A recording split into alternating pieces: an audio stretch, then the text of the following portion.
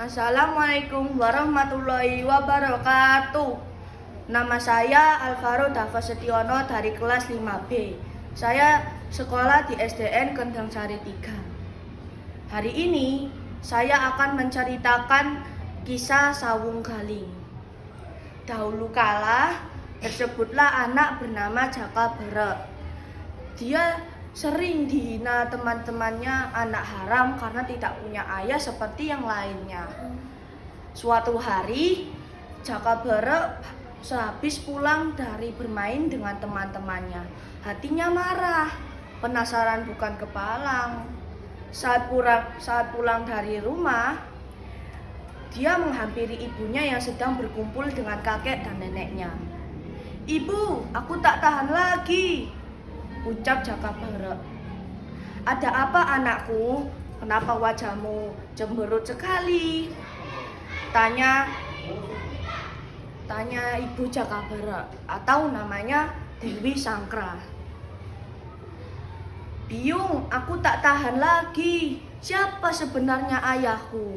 Kalau sudah mati, tolong kasih tahu di mana kuburannya, biar aku mendoakannya. Tapi kalau masih hidup, tolonglah ibu kasih tahu di mana tempat ayahku masih hidup tempatnya,"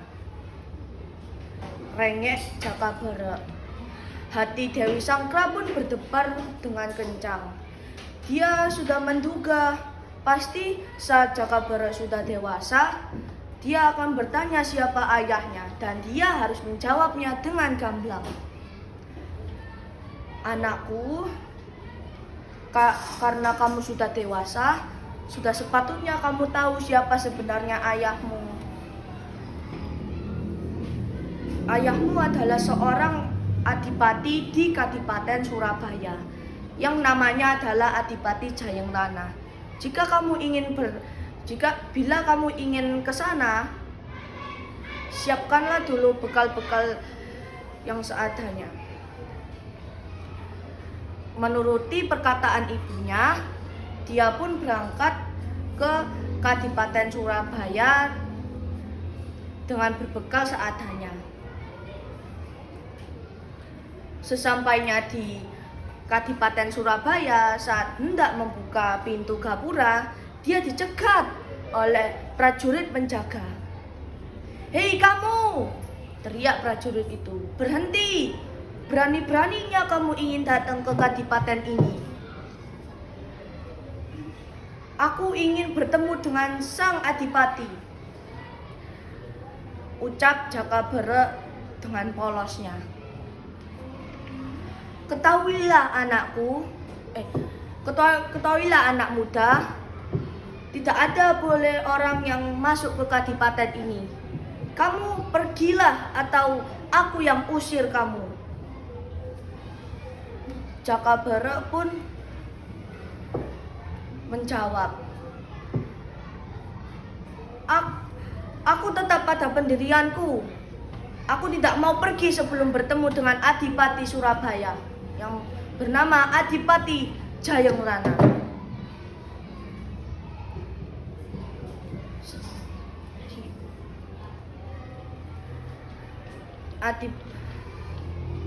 Melihat Jaka Berek yang sangat nekat itu, prajurit penjaga itu pun menyerang Jaka Berek supaya Jaka Berek pergi. Tapi bukannya pergi, dia malah melawan dengan berani. Untunglah kedua anak Jayeng Rana itu lewat, yang namanya adalah Sawung Rana dan Sawung Sari. Mereka melihat itu dan melerainya. Kedua putra Jayeng Rana itu menanyakan hal apa yang terjadi kepada prajurit itu. "Maaf pangeran, aku ada pemuda ini yang mencoba masuk ke kadipaten ini. Saya sudah coba halang-halangi, tapi dia malah melawan," lapor prajurit itu. Mendengar laporan dari prajurit itu, kedua anak Adipati Jayeng Rana segera menanyakan menanyakan kepada Jaka Barak.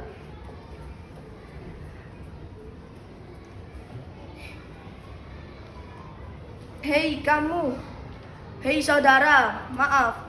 Sebenarnya kenapa kamu memaksa untuk pergi, untuk masuk ke kadipaten? Tanya Sawung Rana. Saya hanya ingin bertemu dengan Adipati Jayeng Rana. Jawab Jaka Barak.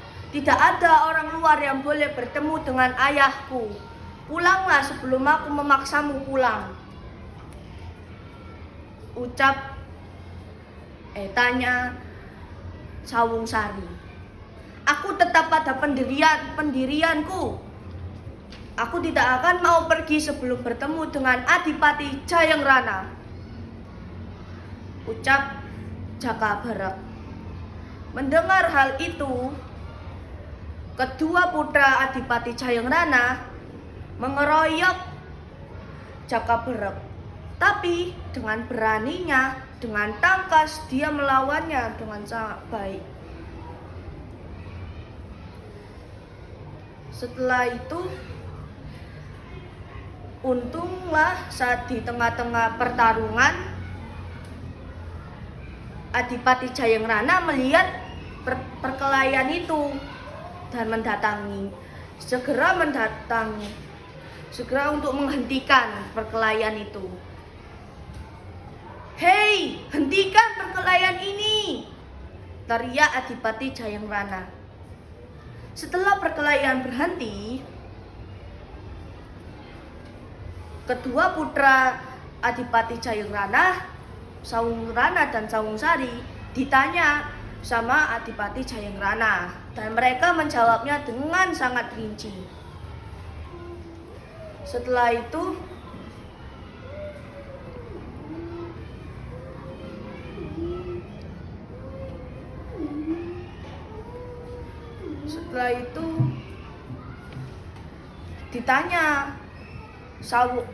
ditanya Jaka Barak apa perihal apa. Terus Jaka Barak ngomong kalau dia ingin bertemu dengan ayahnya yang bernama Adipati Jayeng Rana.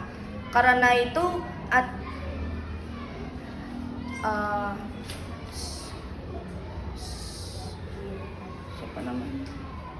Adipati Jayeng Rana nanti ngomong, nanti dulu siapa nama ibumu dan tunjukkan kalau kamu beneran anakku. Setelah itu Jaka Barak mengasih tahu kalau nama ibunya adalah Biyung Dewi Sangkra dan menunjukkan selendang Cinta Puspita. Adipati Jayeng Rana pun tahu dan terharu dan memeluk Jaka Barak anaknya, dan Jaka Barak pun memeluk juga. Setelah itu dia disuruh tinggal, Jaka Barak disuruh tinggal di kadipaten itu dan diganti namanya menjadi Sawung Galing. Setelah itu Adipati Jayeng Rana didatangi oleh prajurit kompeni Belanda dan dicabut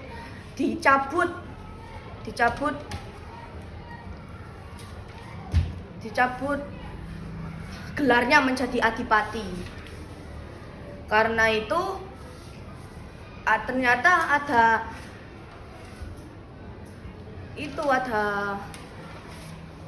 sayembara sodoran di alun-alun Kartasura yang berhasil menembak dan menjatuhkan Umbul-Umbul Tunggul Yuda, maka dia akan menang dan menjadi Adipati Surabaya. Ternyata yang ikut di sayembara sodoran itu cuma Sawung Rana dan Sawung Sari, tapi mereka ternyata gagal menjatuhkan Umbul-Umbul Tunggul Yuda itu. Karena itu Soswadiningrat, yaitu panitia lomba itu mengadakan pendaftaran ulang, dan yang menang pendaftaran ulang. Terus ada yang angkat tangan adalah Sawung Galing, dan Sawung Galing inilah menang, dapat menjatuhkan umbul-umbul tunggul Yuda dengan presisi. Saat itulah Sawung Galing menjadi Adipati Surabaya. Karena kemenangan Sawung Galing, kedua saudaranya itu yaitu namanya Sawung Rana dan Sawung Sari menjadi benci dan ingin membuat Sawung Galing menjadi meninggal. Tapi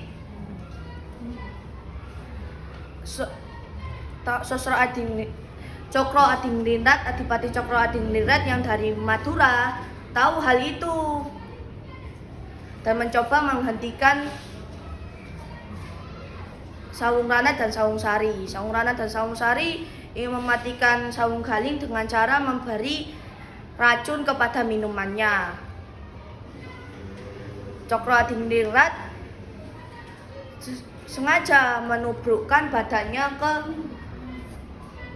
ke Sawung Rana yang ingin mengasih minuman yang sudah diberi racun kepada Sawung Galing. Minumannya jatuh. Sawung Rana pun marah. Sawung Rana ngomong ke Sawung Galing, "Hei, lihatlah Adipati ini. Dia sangat tidak sopan dengan kamu, menjatuhkan minuman yang ingin saya kasih ke kamu." Setelah itu, Sawung Galing menjadi marah dan menarik Adipati Cokro Adiningrat keluar. Setelah itu ditanya, "Paman, kenapa kamu memperlakukan aku tidak sopan seperti itu di depan tamu-tamu?" "Ketahuilah anakku, sebenarnya dua saudaramu itu sudah bekerja sama dengan kompeni Belanda dan kompeni Belanda ingin mendapat kedudukan Adipati di Surabaya itu. Karena itu Sawung Rana dan Sawung Sari ingin meracunimu. Karena Sawung Galing pun menjadi menyesal dan minta maaf ke Adipati Cokro Adiningrat. Setelah itu Sawung Galing pun menjadi semakin benci kepada kompeni Belanda dan dia